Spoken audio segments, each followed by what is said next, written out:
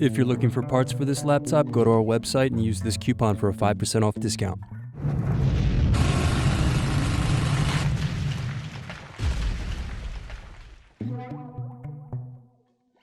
First unscrew, then use fingers to remove base cover.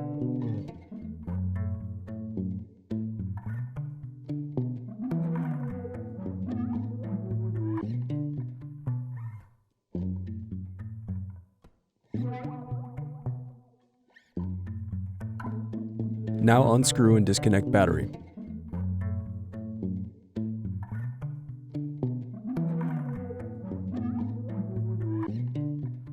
Then unscrew and disconnect power button board.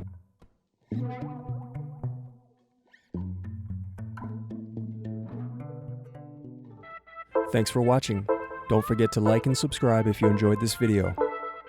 And if you need more, check out this playlist to watch other tutorials for your laptop.